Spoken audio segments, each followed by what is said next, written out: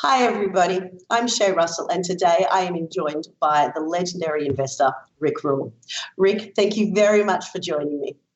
A pleasure. Thank you for the opportunity. Now, first of all, what I want to do is I want to talk about your views on gold and how you see where gold fits with the US dollar. Is gold essentially challenging the validity of the US dollar at the moment? I think there was a point in time when gold did challenge the US dollar, likely before you were born in the 1970s, well within my memory span. You know, looking back in 1981, the market share of precious metals and precious metals securities in the US investment universe was around 8%, which is a different way of saying that gold's market share was 8% of all investable assets in the United States. Today, the same number is between 1/3 of 1% and 1/2 of 1%. The 3-decade mean is about 1.5%. And I will argue, if given the chance, that over the next 5 years or so, while gold won't recoup its former market share, it should, in my opinion, revert to mean. If that happened, demand for gold in the largest investment marketplace in the world would quadruple or quintuple. So I'm not one that's going to suggest that gold would win the war against the US dollar, but I believe it's going to lose substantially less badly than it has in the last 10 or 15 years. So, as you just pointed out then in that argument, there's been a massive reduction of people allocating precious metals to their investment portfolios. Why do you think that is? In my opinion, gold reacts to many stimuli, but the most important stimulus is confidence. And in particular, on a global basis, global confidence in the continuation of the purchasing power of the US dollar. The US dollar expressed probably best in the context of the US 10-year Treasury, which is institutionally the world's benchmark security. I would argue that people who are versed in arithmetic, rather than people who are versed in narrative, would suggest that investors today are confusing liquidity, the fact that there's lots of cash in the system worldwide, with solvency, our ability to service and repay the debts that we owe each other on an individual level, on a corporate level, but particularly on a governmental level. I think people are conflating the fact that there's lots of cash in the system with the fact that the debts that we owe each other are probably arithmetically unsustainable. You know, if you let's say you had a job and you were making 60, 70, 80,000 bucks a year, and you had $40,000 in your jeans or in the bank or something, you'd have cash, right? But let's say, just for fun, you have $1.5 million mortgage. You're not going to be able to service that over time on $60,000 or $70,000. So while you're liquid, you're not solvent. And I would suggest that those numbers apply even in the largest economy in the world, in the United States. And let me give you some arithmetic concerning that. On the federal level, that's not state and local, we owe each other $22 trillion. Now, the big thinkers say that doesn't matter because we owe it to each other, which is wrong. The spenders owe it to the savers, and the spenders are the majority of the voters, which suggests it ain't going to get repaid. But it gets worse than that. Those are the on-balance sheet liabilities of the US federal government. And I realize I'm talking to an Australian audience, but humor me. I will. Off-balance sheet liabilities, that is, promises that we've made to each other by statute that are theoretically unsecured, exceed $100 trillion. Your viewers, if they're looking at my picture, can see what an off-balance sheet liability is. I'm over 65, which means that I'm technically eligible for the grandest dole of all: Social Security, Medicare, Medicaid. Unsecured liabilities are old folks like me. Now, we're getting far afield, but the way that we could deal with those would be if young people like you said to old folks like me, you made the promises, you keep them. We got no interest. But that's not what's going to happen. So the truth is that in the United States, at the federal level, we owe each other $100 trillion. That's 12 zeros, Shay. So let's look at how we're going to service this, right? The debt is one thing. How about the income? Well, at the federal level, our income is $1.5 trillion. The problem with that is it has brackets around it. That's the size of the deficit, not our income, the excess of our expenditures over our income. So we propose to service $100 trillion in debt with $1.5 trillion a year in continuing deficits, which is to say that we propose as a society to do something that's arithmetically impossible. We hope to add a column of negative numbers and arrive at a positive sum. And it's for that reason that I suspect that gold will attain its former market share relative to the US dollar. I think the arithmetic is very much in favor of gold. That's a fantastic answer. And I'm just going to point out that I did not know that it was $100 trillion. That's a terrifying number. So given that the arithmetic favours gold, do you think there's sort of been an active campaign to lead investors away from gold and into other supposedly more liquid assets, encouraging people to get into the stock market and get into bonds or to move into cash? I'm not one of these who believes in ongoing, thorough conspiracies. Yes. Certainly, all markets are manipulated.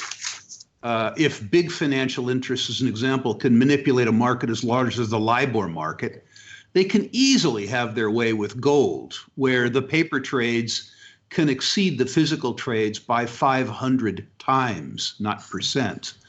And certainly you see circumstances where at periods of the day when the trading volume is the weakest, people sell immense amounts of gold. Obviously, that's not the action of a profit-seeking trader with a gold position. It's somebody that's trying to influence a physical position with a paper position. Obviously, it's manipulation. Now, the idea that the biggest banks in the world and the U.S. government and all these people have had a 30-year conspiracy to depress the price of gold, I mean, on the face of it, it's silly. These are the guys who can't deliver the mail, can't educate the kids, lost the war on poverty, lost the war on drugs, lost the war in Vietnam. We got nothing to fear from them. But the truth is that gold has traded inversely to confidence, and we're in an extremely confident period. There was no need to manipulate the gold price relative to the U.S. dollar because the U.S. dollar was kicking the stuffing out of gold. I think that's about to change. Now, on that, one thing we are seeing in the gold mining sector is a lot of merger activity lately. So, last year we had the US $18 billion merger between Randgold and Barrick. There's been a couple of big mergers. And more to the point, I'm starting to see merger activity coming up on in the smaller miners as well. So what sort of signal does this send to A, the gold miners, and B, to gold mining investors? Shay, this is hugely positive. One of the things that the mining industry has suffered from is too many mining companies.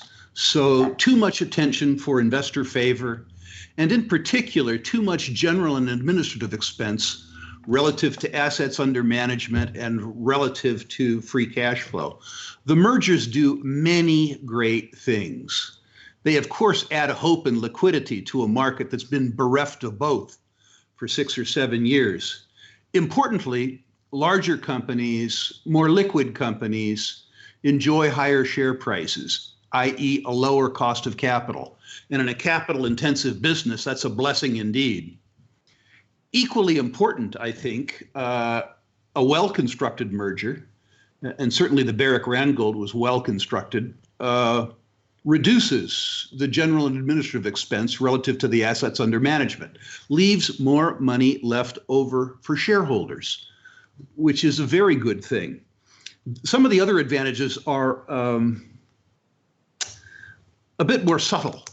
But as an example, a management team that has 6 or 7 assets can optimize expenditure across a broader range of assets rather than focusing themselves on one asset that might be marginal in order, one might suspect, to continue their employment over time.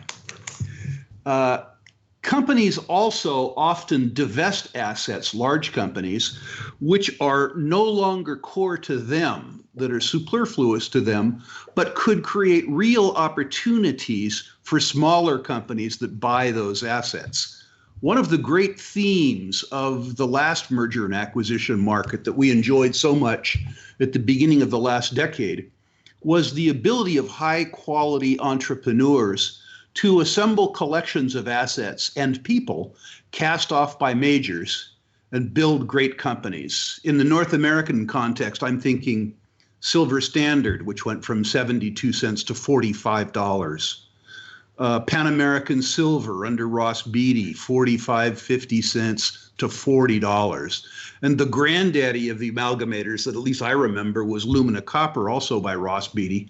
I believe the first financing was at 50 cents and the company was liquidated, if my memory serves me correctly, for $160 per share in 7 transactions.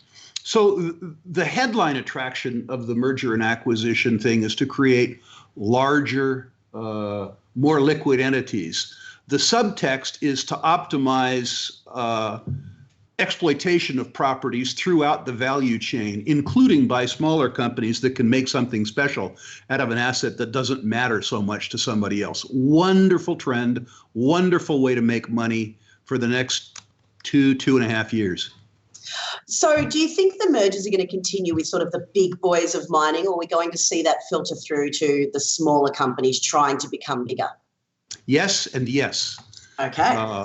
The big companies need to merge to lower their cost of capital, and because there's an insane amount of G&A in the business, intermediate and large companies need to buy high-quality deposits because they've underinvested in exploration for 20 years, and their development pipelines are empty.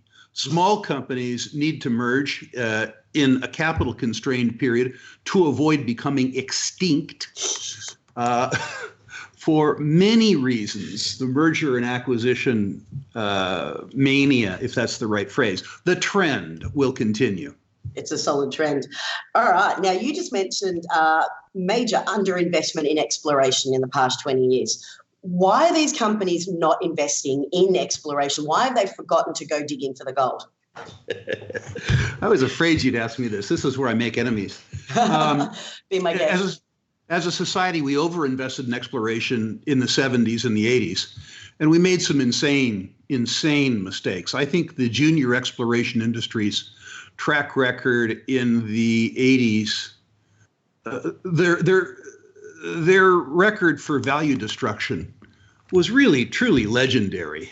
And the big companies weren't much better. The big companies came about being run by geologists and engineers, and they came to be run by financial wonks like me. And those people tended to view every expenditure other than executive salaries, fast women and slow horses, really politically correct, as superfluous expenditures. And so they underemphasized exploration, partially because they were bad at it. The other thing that happened, and it happened less in Australia, I have to praise my audience. We developed in North America a very perverse form of value creation. In exploration for years, and in Australia even till today, the value creation mechanism was rocks to money. You made a discovery, you produced the discovery, you distributed a dividend to your shareholders, or you sold the company to somebody who did it. In Canada, that got perverted. It became rocks to stocks and stocks to money. So the narrative associated with exploration became more important than the results. Somebody would form some 2-bit company, that was expensive sometimes, and option a property that had failed in the last 3 bull markets, drill 2 or 3 confirmation holes next to the only holes that ever succeeded in the property, use those holes to jitney the stock from 25 cents to 75 cents and call it a success. Interesting in terms of a paper mechanism, but not interesting in terms of anything that generated value. The track record that you've enjoyed in Australia has been substantially different, which I think accounts for the tremendous outperformance of the Canadian gold equities relative to the global gold equities. I'm not suggesting that there haven't been some excesses and some idiocy in Australia too, but you've actually lost the race in the idiocy war, much to your credit. Don't worry, we're just as surprised by that too. One thing you did mention there, and this is something more of a personal note for me, but I'm sure our subscribers will like it as well, is the concept of having too many geologists and engineers on a board in regard to management. So when it comes to running a gold mining company, is there an ideal balance between managers that know how to run a business and geologists and engineers that know how to get these rocks out of the ground? I don't think so. Okay. I don't think there is a correct balance. What I do think is that more attention needs to be paid to the resumes of the people relative to precisely the task at hand. If someone comes to me and tells me that he or she has been a success in mining, and I learned that that success has come about as a consequence of their operating, producing gold mine, let's say in New South Wales. Yep. Right. So they've been successful with a producing mine in an English-speaking environment in Archean terrain in Australia. And the task at hand is exploring for copper gold in young rocks in the Peruvian Altiplano. In other words, exploring in Spanish-speaking countries in very young rocks rather than producing in old rocks in an English-speaking country. The resume is interesting, but it isn't relevant to the task at hand. And too many times in mining, we equate success in some aspect of mining with the person, being qualified to do the job that they're proposing to do. It's been a real curse. I suspect it's been a curse in other businesses too. I'm just less familiar with them. I hate to think what would happen if somebody employed me as a financial analyst in supermarkets or women's fashion or something like that. But it seems to happen all the time in the mining business. That is actually something I think investors should really take on board when they are researching a company. That's very good to know. Now, on the exploration side, one of the trends I'm noticing develop in Australia, and I know there's a couple of Australian mines that you're a big fan of. I mean, the Fosterville mine owned by Kirkland Lake Gold is incredible. And we will get to that because I do have a crush on the rocks on those ground.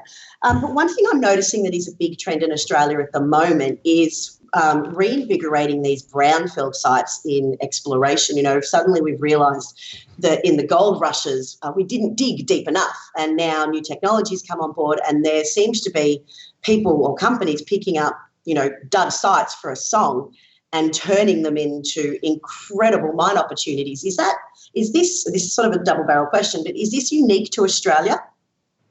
No, I think Australia is late to the party simply because you had so many deposits that outcropped. You didn't need to drill deep. I remember as an undergrad in university 40 years ago, wondering if there wasn't a drill rig in Australia that could go below 250 meters. We'd look at the eastern goldfields and say, those things probably go to Hades. And sure enough, when you guys started drilling deep, you had the same experience that the Canadians had had and the West Africans had had. Fosterville, of course, is an obscene example. Yeah, and look, Fosterville's a little bit of a sidetrack. I feel that Fosterville's very much setting an unreachable precedent for other gold miners around the world. Although I do know a lot of Victorian companies in that space trying to replicate exactly what Fosterville has done. However, is it just a case of that we were too lazy to drill beyond 250 metres, or is it really that technology's changed and it's more affordable to dig deeper? I think the technology has changed less than we would like. Okay. I think the willingness to drill deeper has happened. Certainly, one advantage that the Australians have has been the depreciation of their currency relative to the US dollar. So it's substantially cheaper to drill in Australia. But the second thing is that there continues to be a political and social willingness in Australia, albeit challenged, to support mining and permit mining. It's recognized in many parts of Australia as a valid, perhaps the valid, part of the economy. And the consequence of that is that there is a willingness to allow it, a willingness to invest in it, and there is still a large and very, very competent labor force through the whole value creation scheme in mining in Australia, all the way from deckhands to CEOs, something that increasingly we're missing in North America. Sadly, the last sort of generation involved in mining in North America came of age in the 1970s, which is a different way of saying they're my age, which is a different way of saying we are past our sell-by date or we're dead. That circumstance is less true in Australia. Okay, so let's just make the focus a bit more global. What are some of the hot mining spots or the companies with the great deposits that Australian investors might want to look to, or areas they might have ignored as an investable opportunity, for example? Again, at the risk of currying favor with your readers, Australian listed companies are doing a good job exploring around the world. Truly, the Australian companies showed the way in terms of generative exploration in Africa, West Africa, as an example. Maybe because it's hot and barren and there's too many flies. I don't know why you did so well there. But the truth is that the Australians did a great job there. I continue to believe, frankly, that Australia itself is a wonderful combination of prospective geology, competent management teams, and relative to the rest of the world, politics that allows value creation in mining. If we get away from developed countries, I believe Australia is the best developed country on the planet for mining by a comfortable margin. The big discoveries are going to be made in places that most people are now afraid to go. When I grew up in oil and gas exploration, I was told by my mentor that you made big discoveries by applying new ideas in old places or old ideas in new places. If you applied old ideas in old places, you assumed that you were smarter than everyone who came before you, which is generally not a valid assumption. The consequence of that, I think, is that very large tier one discoveries in the future will either be in places like Australia, but they'll be covered. They won't outcrop. I don't think the Aussies are going to stumble literally across Mount Isa again. So they're going to require really, really, really sophisticated exploration techniques, or they're going to be in places that we haven't explored before. They're going to be given up in places like Congo or Bolivia or Kyrgyzstan or Kazakhstan, places that are socially and politically emerging and challenging.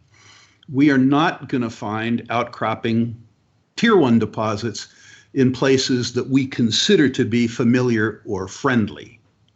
The former search is going to require really bright young people with good educations and big exploration budgets to look undercover.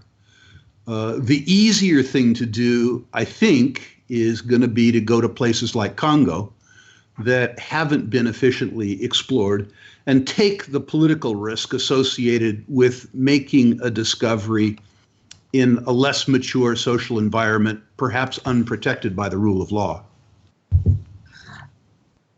I've actually heard a couple of people say now that East Africa is the new Western Australia, just because it's so underexplored. Whether there's any truth to that or not, I don't know. I'm trying to validate that, but I hear East Africa could be very interesting for gold finds going forward.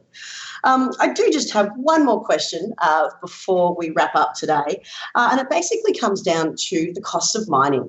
Are the costs of mining ever going to get any cheaper? Are the big multi-million dollar deposits gone, or are they going out to the politically unstable countries? And are we ever going to be able to mine gold efficiently under the US $1,000 mark? Is it getting more expensive from here is what I'm trying to ask. It's getting more expensive in every aspect. Exploration technology that is looking for hidden deposits, deposits undercover, is a very difficult thing to do, and I suspect will continue to be a difficult thing to do. The tools that the oil and gas industry uses, three-dimensional seismic and things like that, are really in their infancy in the mining business. And so I don't think that we can rely as much as I would like on technology to cover the finding costs. So finding costs will continue to be high. Operating costs will, I think, trend up, but trend up less dramatically because here we are making really substantial technological advances. The cost that's going crazy are the social rents, for both good and bad reason. The truth is that the mining industry has a disgusting track record in terms of environmental stewardship going back. It doesn't deserve the reputation today that it enjoys because today's modern miners are really pretty first class about reducing the export of deleterious materials from mine sites. But historically, we've been despicable, and the consequence of that is that the expectations put on us are very high and expensive. But the other thing is that there is a belief in the world that mining is more profitable than it is. There's odd arithmetic, which suggests that the social rents extracted from mining exceed the ability of the industry to pay. A recent example would be in Zambia, where the government has proposed to tax First Quantum, has presented First Quantum a tax bill that exceeds First Quantum's global revenues, not profits, revenues for the period at hand. The new Zambian mining tax form would seem to be, what were your gross sales? Take that times 1.15 and send it in. The expectation of social rents around the world on extractive industries are insane. And that puts real cost pressure in place. Remember that you can negotiate with a supplier. If an explosive supplier, as an example, gives you a bad quote, you call another explosive supplier. If you say no to the host government, they send people in with guns. They don't persuade, they compel. And that's very dangerous for all of us. Now, I do have one more question, and this is just for our Australian audience. Out of all the rock hotspots in Australia right now, let's exclude Fosterville because that's just unfair. Do you have a favourite place that Aussie miners are digging right now? I don't. I have some favourite ideas in Australia. Everybody now, as a consequence of Fosterville, is trying to do what we were hoping they would do 15 years ago, and all the money is going there. I'm attracted, first of all, to Greenfield's generative exploration in Australia. Everybody's going to brownfields, so I don't want to compete with everybody. I want to go to Greenfields.